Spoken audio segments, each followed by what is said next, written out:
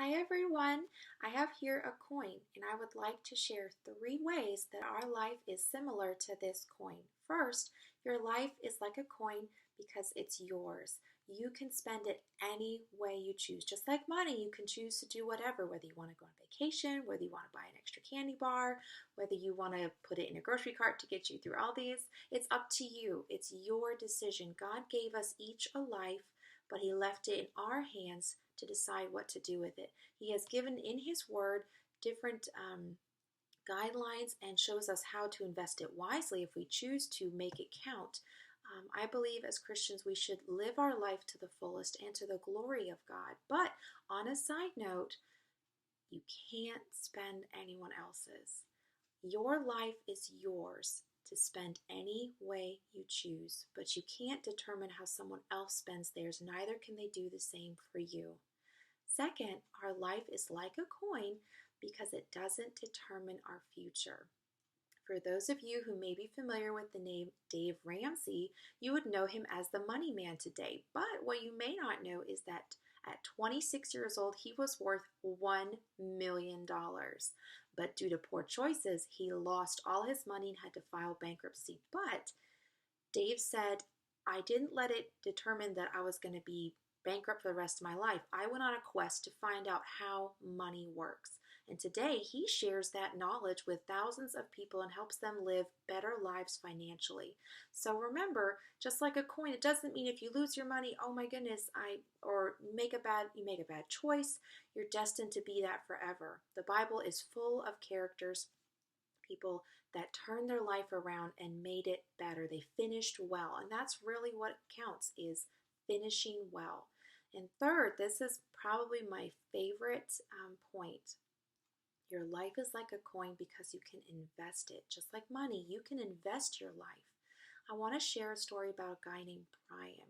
Brian was in high school and he was in his junior year and he was popular. He was handsome, he was on the all-star football team, but there was also a young man named Kyle, and Kyle was just the opposite. He was nerdy, he wasn't popular, he read a lot, he was smart, but people just didn't like him. They picked on him a lot. Well, one day Brian was walking home and he saw Kyle, and Kyle seemed to have every book in his locker. He was carrying it, he could barely see where he was going, and some of the guys tripped him. And his books went everywhere, and Kyle's glasses. So Brian ran over, picked up his glasses, handed it to him, and helped him pick up his books. And he said, "Hey, I'm sorry for that. That wasn't right." And Kyle looked up at him and he said, "Thanks." And Brian said that the way Kyle said thanks, it was so warm and sincere. You just knew he meant it. Well, Brian said, "Hey, I'm having a party this evening. Do you want to come and hang out since it's Friday?" He says, obviously, he says, surely you don't want to spend your whole weekend poring over these books. And so Kyle said, yeah, actually, I would. I'd appreciate that. Well, on the way home, Brian found out that they actually lived on the same block. And before you know it, they began to hang out more and more. He said, Kyle turned out to be a pretty nice guy. So that weekend after the party, he saw Kyle again, and he was carrying all those books back home. He says, "Man, you really need to lay off the studying. That's pretty intense to go keep going like that." Well, Kyle just laughed and handed him half the book. Said, "Here, help me carry them back."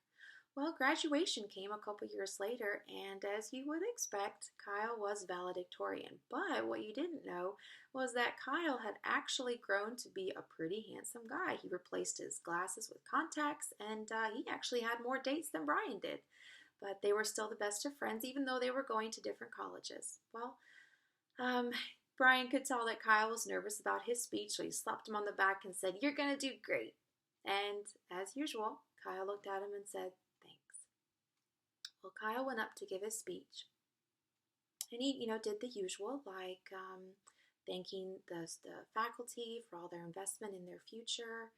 And then he turned and he said, "I want to share something. I want to share that friends are really important. 2 years ago, I was on my way home to commit suicide.